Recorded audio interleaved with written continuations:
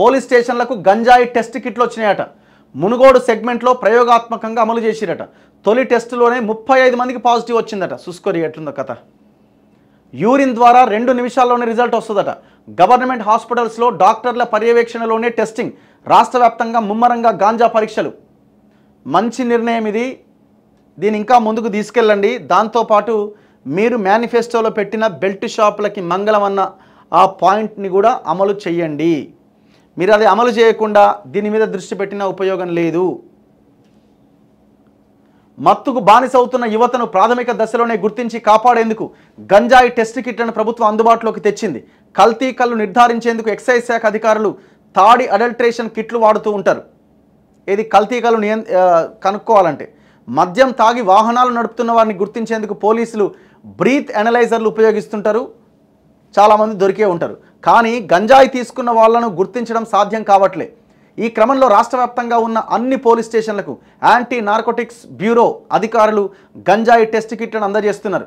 రాష్ట్రంలో గంజాయి వాడకం భారీగా పెరిగిన నేపథ్యంలో రాష్ట్ర ప్రభుత్వం ఈ మేరకు చర్యలు తీసుకుంటున్నది.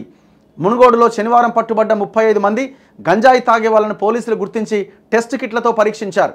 అందరూ గంజాయి తీసుకుంటున్నట్లు నిర్ధారణ అయింది. దీంతో గంజాయి సప్లై చేస్తున్న వారితో పాటు మరికొంతమంది యువకులను పోలీసులు అదుపులోకి తీసుకున్నారు.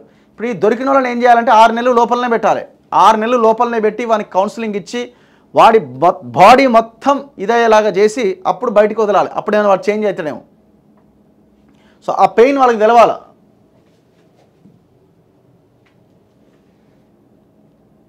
ఇక మునుగోడు పిఎస్లో కేసు వివరాలు వెల్లడిస్తున్న ఎస్పీ శరత్ చంద్ర పవార్.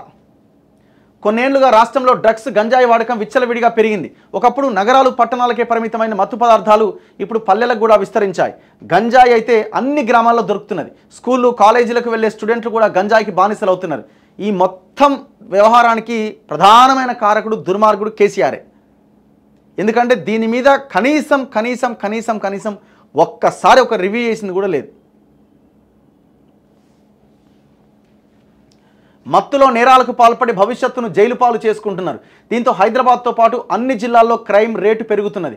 ఆంధ్ర ఒడిశా బార్డర్ విశాఖ ఏజెన్సీలో గుట్టుగా గంజాయి సాగవుతున్నది. అక్కడి నుంచి వివిధ మార్గాల్లో తెలంగాణలోని అన్ని మారుమూల ప్రాంతాలకు చేరుతున్నది.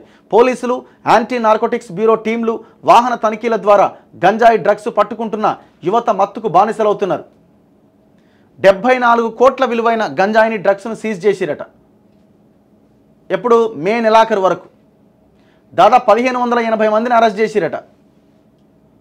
అసలు మీరు ఏం చేయాలంటే ఇమ్మీడియట్గా వాళ్ళ మీద పీడీ యాక్ట్ పెట్టేసేయాలి. ఎవడైతే గంజాయితో దొరుకుతాడో నిర్దాక్షిణ్యంగా పీడీ యాక్ట్ పెట్టేయాలి.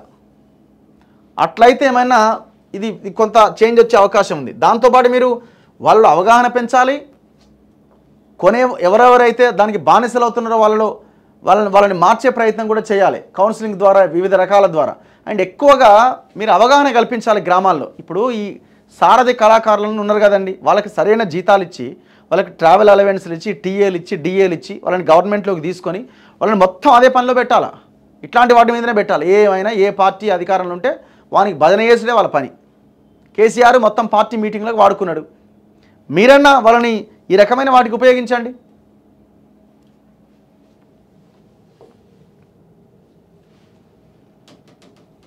నిన్న మునుగోడులో ప్రయోగాత్మకంగా దీన్ని చేసిరట. ఉమ్మడి నల్గొండ జిల్లాలోని మునుగోడు, గుర్రంపోడు, చండూరు మండలాలకు చెందిన పలు గ్రామాల్లో పెద్ద సంఖ్యలో యువకులు గంజాయికి బానిసయ్యారు. హైదరాబాద్లోని ధూల్పేట్ నుంచి కొందరు మునుగోడుకు బైక్ల మీద గంజాయి తెచ్చి అమ్ముతున్నట్టుగా పోలీసులు గుర్తించారు.